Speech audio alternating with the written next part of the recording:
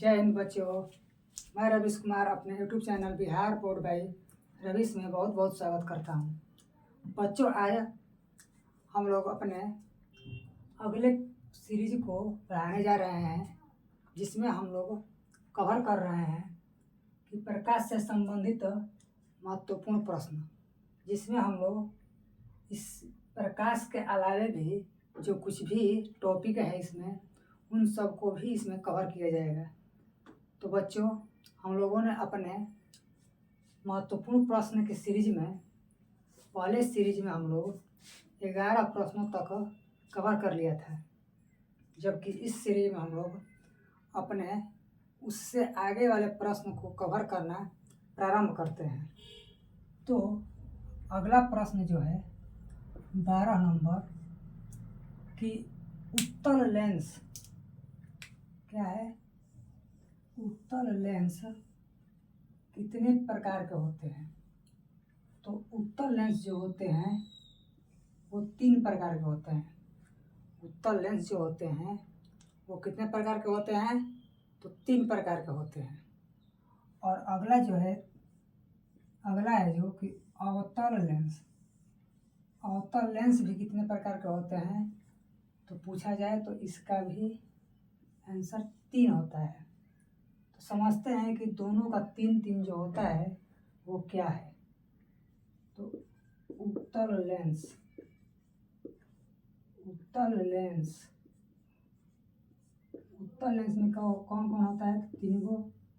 पहला में जो होता है एक समतल, समतल प्लस, पहला जो होता है समतल प्लस उत्तल। दूसरा जो होता है अवतल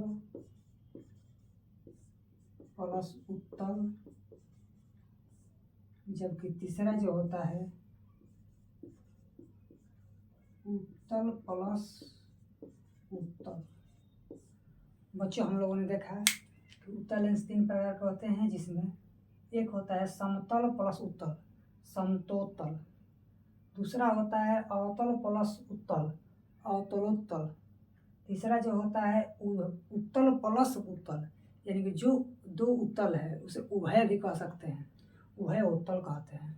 बढ़ते हैं अपने अगले पॉइंट की ओर और देखते हैं अगला पॉइंट क्या है।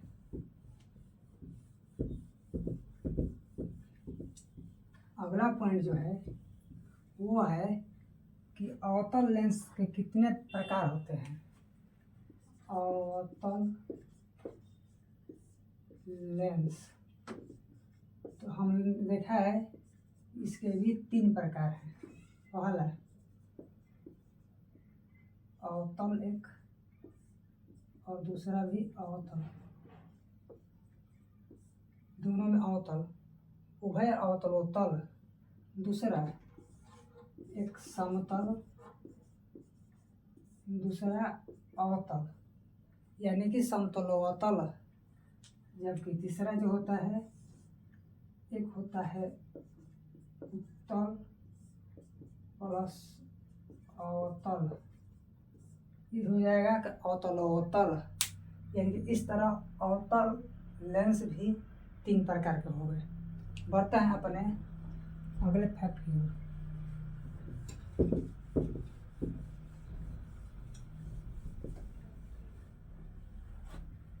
अगला फैक्ट जो है कि विद्युत चालकता के दृष्टिकोण से, विद्युत चालकता के दृष्टिकोण से पदार्थ के कितने प्रकार होते हैं। विद्युत चालकता के आधार पर, यानी कि वैसे पदार्थ जिसमें विद्युत का आवागमन हो या न हो, उसके आधार पर इसे 2 भागों में बांटा गया है। पहला जो होता है उसे चालक पदार्थ कहते हैं, पहला जो है उसे चालक पदार्थ कहते हैं, जबकि दूसरा जो होता है उसे विद्युत रोधी पदार्थ कहते हैं। पहला जो है चालक पदार्थ हो गया, दूसरा जो है विद्युतरोधी पदार्थ हो गया।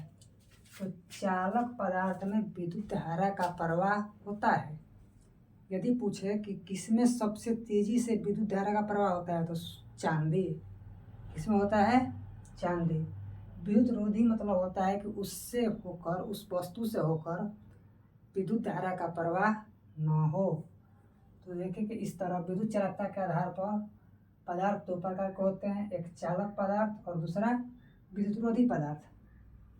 बढ़ते हैं अपने अगले पॉइंट की ओर और देखते हैं कि अगला पॉइंट क्या है। अगला पॉइंट, आवेश जो है, आवेश कितने प्रकार के होते हैं? तो आवेश बच्चों दो प्रकार का होता है। पहला जो होता है उसे धन आवेश कहते हैं। पहला जो होता है धन आवेश, जबकि दूसरा जो होता है ऋण आवेश होता है। पहला जो होता है धन आवेश, जबकि दूसरा जो होता है वो ऋण आवेश होता है। तो आवेश कितने प्रकार के होते हैं? तो आवेश दो प्रकार के होते हैं।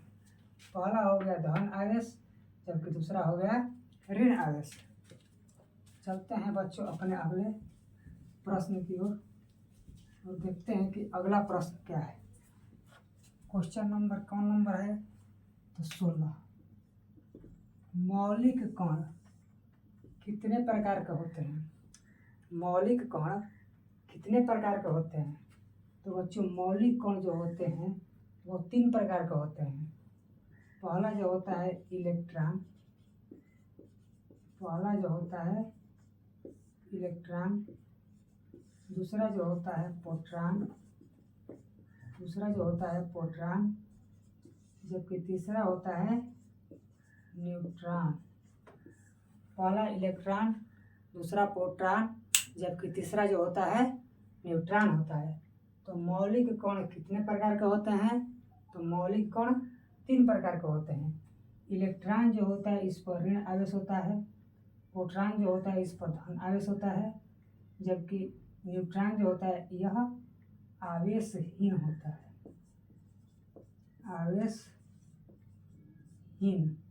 होता है। बढ़ते हैं अपने अगले पॉइंट की ओर और देखते हैं कि अगला पॉइंट क्या है। अगला पॉइंट देखते हैं बच्चों, क्वेश्चन नंबर 17। सम्मोहन कितने प्रकार के होते हैं? विद्युत धारा में एक टॉपिक है जिसमें सम्मोहन के बारे में हम लोगों को पढ़ना है। सम्मोहन जो होता है वो 2 प्रकार का होता है, जिसमें पहला जो होता है उसे श्रेणी क्रम सम्मोहन कहते हैं। श्रेणी क्रम सम्मोहन, श्रेणी क्रम सम्मोहन कहते हैं, जबकि दूसरा जो होता है उसे समानांतर क्रम सम्मोहन कहा जाता है। सम्मोहन कितने प्रकार के होते हैं? 2 प्रकार के होते हैं। पहला श्रेणी क्रम सम्मोहन, दूसरा जो होता है समानांतर क्रम सम्मोहन। समानांतर क्रम सम्मोहन का एक और नाम है जिसे पार्श्व क्रम सम्मोहन भी कहा जाता है, पार्श्व क्रम सम्मोहन भी कहा जाता है। बढ़ते हैं अपने अगले पॉइंट की ओर।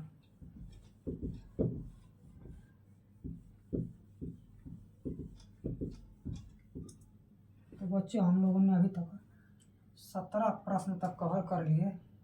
बढ़ते हैं अपने 18वें प्रश्न की ओर। चुंबक के आधार पर पदार्थ कितने प्रकार के होते हैं? चुंबक के दृष्टिकोण से पदार्थ कितने प्रकार के होते हैं? तो बच्चों एक ऐसा पदार्थ होता है जो चुंबक की तरफ आकर्षित होता है, जबकि कुछ ऐसे भी पदार्थ होते हैं जो चुंबक की ओर आकर्षित नहीं होते हैं। तो बच्चों इस प्रकार के जो वस्तु होते हैं वे 2 प्रकार के होते हैं। जो चुंबक की ओर आकर्षित हो जाता है, वैसे वस्तु जो चुंबक की ओर आकर्षित हो जाता है उसे चुंबकत्व पदार्थ कहते हैं। चुंबकत्व पदार्थ कहते हैं। जबकि दूसरा जो होता है कि जो वैसे वस्तु जो चुंबक की तरफ आकर्षित नहीं होते हैं वह अनुचुंबकत्व पदार्थ कहलाते हैं।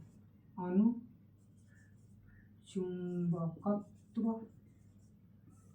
पदार्थ कहलाते हैं। तो चुंबक के आधार पर हम लोगों ने देखा कि पदार्थ दो प्रकार के होते हैं। पहला चुंबकीय पदार्थ यानी चुंबकत्व पदार्थ और दूसरा हो गया अनुचुंबकीय पदार्थ। बढ़ते हैं अपने अगले प्रश्न की।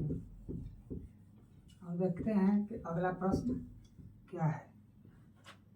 तो बच्चों अगला प्रश्न जो है 19 नंबर, चुंबक में ध्रुव कितने होते हैं?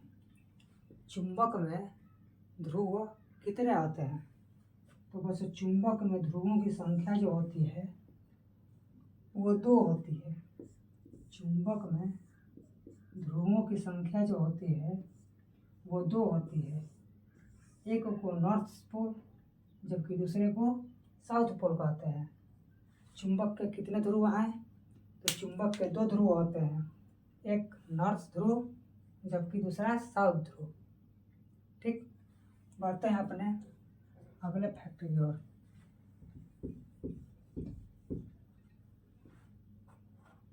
तो बच्चों क्वेश्चन नंबर 20 की ओर बढ़ते हैं और देखते हैं कि अगला क्या है।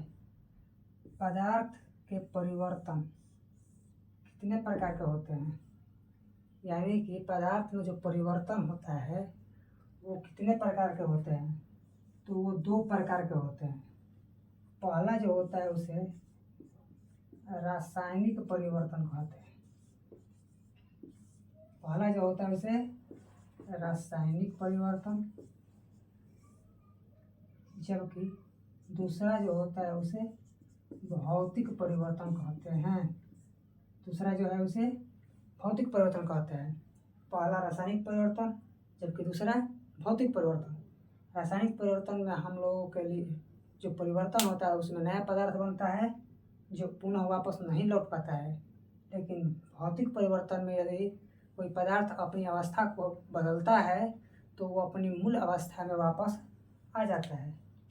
बढ़ते हैं अपने अगले प्रश्न की ओर। अगला प्रश्न है क्वेश्चन नंबर 21, रासायनिक अभिक्रिया के कितने भाग होते हैं? रासायनिक अभिक्रिया जो होता है उसके कितने भाग होते हैं? तो रासायनिक अभिक्रिया के भी 2 भाग होते हैं। जैसे कि हम लोगों ने देखा है कि एक अभिक्रिया लेते हैं, यानी कि अभिक्रिया में इस तरह समझिए कि एक बायां पक्ष होता है, एक बायां पक्ष जबकि दूसरा दायां पक्ष होता है। पहला बायां पक्ष जबकि दूसरा दायां पक्ष होता है। तो इस अभिक्रिया में बायां पक्ष जो होता है उसे अभिकारक कहते हैं। यानी कि रासायनिक अभिक्रिया में बाएं पक्ष में जो भी तत्व या यौगिक भाग लेते हैं वो अभिकारक कहलाते हैं और इसके परिणाम स्वरूप जो दाएं पक्ष में बनते हैं उन्हें प्रतिफल या उत्पाद कहा जाता है। तो इस तरह हम लोगों ने देखा कि ये 1 और ये 2। तो रासायनिक अभिक्रिया कुल कितने भागों में बटे होते हैं? तो 2 भागों में। कौन कौन? तो पहला हो गया अभिकारक जबकि दूसरा हो गया प्रतिफल या उत्पाद।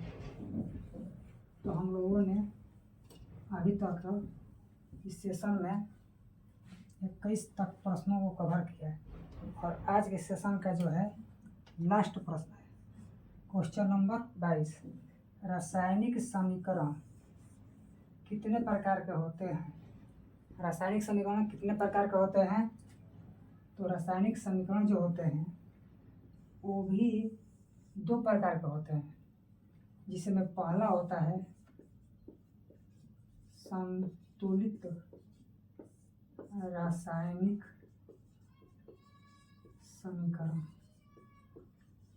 पहला जो होता है संतुलित रासायनिक समीकरण, जबकि दूसरा होता है असंतुलित रासायनिक समीकरण। बच्चों, रासायनिक समीकरण जो होता है दो प्रकार का होता है। पहला संतुलित रासायनिक समीकरण, जबकि दूसरा असंतुलित रासायनिक समीकरण। बच्चों, इसका एक अन्य नाम है जिसे कंकाली समीकरण भी कहते हैं। कंकाली समीकरण भी कहते हैं। तो बच्चों, इस तरह हम लोगों ने आज के सेशन में 22 प्रश्नों तक कवर किया। हमारा सेशन कैसा रहा कमेंट के माध्यम से ज़रूर बताइएगा, और इससे संबंधित और भी कुछ फैक्ट बचा हुआ है जो मैं अगले वीडियो में लाऊंगा। जय हिंद।